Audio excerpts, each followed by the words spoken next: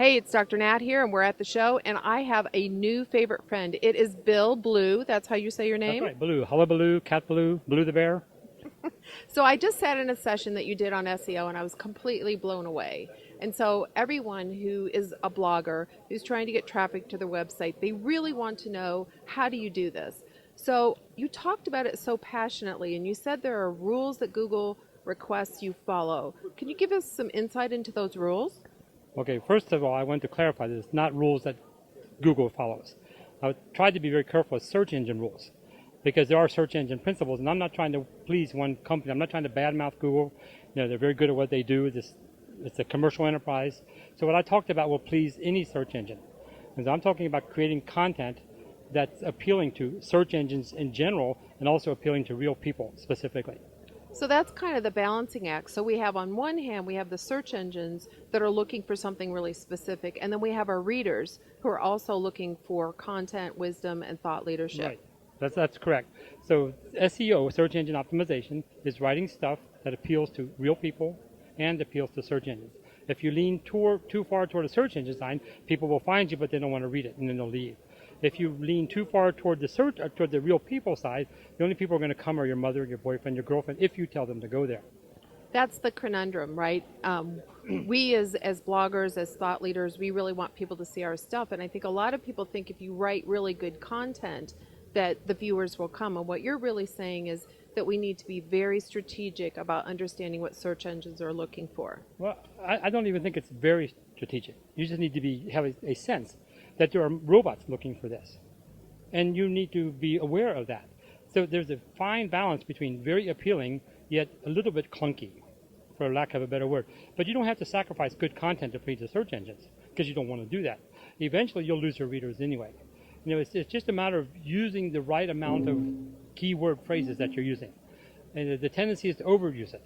And we all do that. And how much is overused? Well, if you feel like you've overused it, you've overused it. So just be as natural as you can be, but be sensitive to the fact that somebody might be looking for this, and how would they find it? And if you can find that balance, if you get that sense about you when you write, it's not that hard. I loved your analogy when you said write an article, put it somewhere on your desktop, and then go back and try to search for it. When you search for it, whatever those words are that you're using to search for are a really good clue in terms of what other people who'd be searching for your kind of content, would be looking for. Absolutely. It works for email too. I got Gmail accounts. I got 10,000, more than 10, whatever. Every time I write an email, I want to go back a month later and find what it was. I'm using search. Exactly. So it's the same thing. What words do you use to find what you have written? That's what other people are going to use. So tell me. And if you don't like those words, then you need to rethink. Right. I hear you. So put Tulsa or something like that, because people aren't going to look for Tulsa if you're writing about something different, something else. So what about links in the blog? I've heard that the first few sentences in your blog are really important, and it's important to have links. Well, links are important, but they're not so important where they're placed. That doesn't have to be in the beginning and the end. At the beginning of your blog, you want the title to be relevant, and then you want the lead, the opening part of that, to be as relevant as well, because search engines are going to crawl in there, and the longer it takes the search engine to find out, is this post really about what they promised in the title and in the tagline, the lower the credibility is. But links have nothing really to do with that. What a link does, depending on what kind of link we're talking about internal link. Right. And if I write about blogging, for example, if I've never written about blogging ever before, and suddenly I start writing about it, the search engine is going to say, where else on this website am I going to find something relevant here? And I want to put internal links there, say, look, go over here, go over here. So I'm telling the search engine where to crawl to find the same amount of keywords, the same relevance, the same density, all that nonsense. I just want the search engine to know that I am on topic. It relates to the tagline, it relates to the title, the content is good, and I've written about it elsewhere. So here's another question. So I have a WordPress template website. Sure. So I have a website and the blog is attached to it. So are you saying I should, is that good, or is that a good idea or a bad idea? A website is a blog is a website. I don't distinguish between the two. So the blog is the place, this from my point of view, the blog is a place where I continually write articles, right? And the rest of it is kind of like who is Dr. Nat and work with us and that kind of stuff. So are you saying that I should link inside of my blog posts some of the other pages on my website that have relevant content? Oh, absolutely. Absolutely. Okay. That's you're telling the search engine, look, I am on topic and I've been here before. And so Okay. the more often you do that, the more the search engine is able to determine. They don't think, but they can. Oh, look, all these connections are being made. Now the next question is, well, how many? Right. Right? And so you're going to say, well, if it feels like it's too many to you, it's too many. Right. If you as the reader are thinking, oh, link, link, link, then Right. that's too much. If you tell people 10 places to go, they don't go anywhere. You give them one or two options, they might take a pick. So what feels right is right. Right. There's a lot of common sense to this, isn't there? Oh, absolutely. As I mentioned, the search engine folk are sitting in a room trying to figure out what real people want to see, and the real people are trying to figure out what they want, try to analyze it mechanically, and they just keep missing in the dark. Write really good stuff, stay on topic, connect to other people who are on the same topic. That's that external link I was talking about. And do it often enough, and sooner or later people are going to be recognizing you. They're going to link back to you. When you get internal links, external links, and backlinks, you've got gold. So, how many posts do you think I need to do a day or a week? You were talking about I mean, I blog maybe once a week, and that's obviously based on what you're saying, way too little. So, how much do I need to bump it up? I know a lot, but how much, like in a week, what do I need to do, or a day? Now, watch me dance around this answer, and I'm not intentionally. What are your goals? My goals are traffic. Okay, what are your traffic goals? My You traffic. want 10 a day? You want 100 a day? You want 1,000? You want 10 a day? You want 100 a day? You want 1,000 a day? I don't know. So I have done 10,000 people in the lifetime of a blog. I've done 10,000 people in a year's time. I've done 10,000 people in a month's time. I've done 10,000 people in a day's time. I've done 10,000 people in an hour's time. I've done 10,000 people in a minute's time. So not everybody has that goal. You just might want 500 very relevant people looking for what Dr. Natalie offers in a day, and that's enough. And so you don't have to write at my pace in order to get 500 people a day. So there's a point where how many people do you want? Let's aim to get that. Now I mentioned the China guy, right? He doesn't write every day. I mean, he might write once a day. I have a very good friend. He writes the China Law blog. Maybe you'll watch this. And he only writes one post a day. He gets 5 digits a day coming to his website. Took him 7 years. Okay, I feel a lot better because I was No. that's 500 blog posts a month. I'm not going to sleep. It took him 7 years to get there. Gotcha. At one a day. So Okay, so if I blogged more, I would get there faster. I mean, mostly what I look for are either software companies that want help, Right. And they use me as a thought leader, or brands that need help with their social media strategy. So it sounds like if I'm really looking for clients and I'm not necessarily doing an info product, like Right. where people will come down and download training or something like that, I could relax a little bit off the 500 number. Oh, absolutely. So it depends on what you're trying to get. It's cheaper for people to find you than it is for you to go find them. So you decide how many people you want to come. Then you write until that many people show up. You see, there's not a magic number, and I wish I could say write 10 a month and you'll get this. I don't know the answer to that. That's why I Right. said they know the answer. They're lying to you because every niche is different. But Right, and I guess I want to know just a basic ballpark. So do I need 1 article, 10 articles, 100 articles, and then that would give me. And you're absolutely I'll right. give you a ballpark. Okay, You need 3 articles a day. okay, that's doable. Do 3 articles a day, not massive articles, just 3 on-topic articles, 250, 300 words, whatever, until you start seeing some traction. And then you'll know, well, I need to step it up or slow it down. But if you don't do 3 a day, you're just never going to see anything.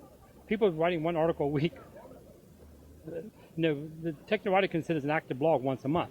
That's not active. What? But then the purpose is different. If you want traffic, if you're not writing 3 times a day, spaced out with your scheduler, you're just never going to see any reaction to it. Right, and I think you're absolutely right. And so that gives me a really good benchmark. And what I love about everything you said was it's so practical and so wise at the same time. So a lot of times people have a lot of theoretical stuff, Right. but then it's not practical, or they'll have practical stuff, but it's really not based in wisdom. And so what I really appreciated about what you said today was just how really poignant everything you're telling people. And you could see the room was full. They love you. Well, I know from experience how many words I wrote to get the first 1 million people to show up. I mean, within 100, 1,000, that kind of thing. I know how many times I hit publish. I know how many days it took me to do it. And I know how often I updated my website to get there. And so those benchmarks, to me, are golden. I don't give them away to just anybody. I gave some of that away today. Because when I started off, I didn't know squat. I just wrote like a mad dog and hoped something happened. See, the cool thing is I can get there sooner now because I'm smarter than I was then. In the beginning, I just wrote. And so, but those benchmarks. Just let's go running. Okay, well, how far? Right. So if I know how far, I can pace myself. The benchmarks are absolutely golden. So tell me a little bit about SEO for a website. So this is really, like a lot of people say, you need to look at your keywords. Like, is that stuff relevant, or you're saying that the web is really looking for constantly, consistently updated content? Is that more important than my keywords? Well, see, that consistently, constantly updated thing is part of search engine optimization. The timeliness, the updatedness, the download speed, all those kind of things fall within that parameter. So if you're doing all those things, you're doing search engine optimization. If you're doing good titles, and if you've got a good focused tagline, and if you're staying on topic and you're linking to yourself and other people are linking to you and you're linking to other credible sites and you're getting your titles right, that is search engine optimization. It's not coding. And you can code for a better result, but as I mentioned, there are like 220 parameters that go into the ideal page. I'm talking about the 20 that'll give you 95% of the results. Right, and see, that's what I love about what you're saying, because I've talked to a lot of SEO consultants, and they're like, "Oh, we want to completely redo your website," and I'm like, it didn't. In my gut, it didn't feel right. No, you can use WordPress default template and get what you want. It'll work off the default template. One of the largest search engine in the world, well, maybe the second largest, the one in Chinese might be bigger. The second largest search engine in the world, their chief of spam prevention, he wrote the algorithm for the search engine optimization, uses a WordPress blog.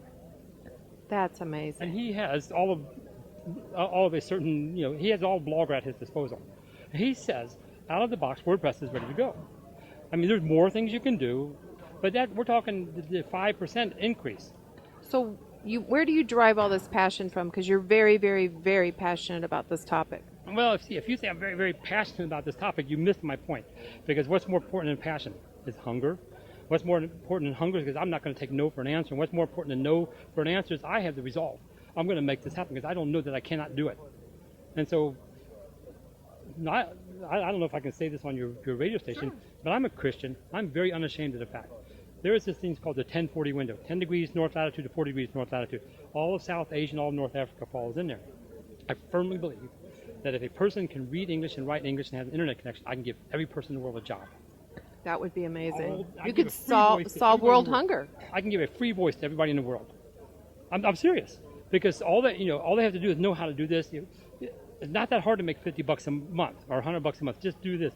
I would like to create the largest citizen journalism network in the entire world, and not make any money off of it. That's what I'd like to do. So when are you going to start? Well, if I were rich enough to globetrot, I'd have started a long time. I'm too old to ride in the back of an airplane. I get tired.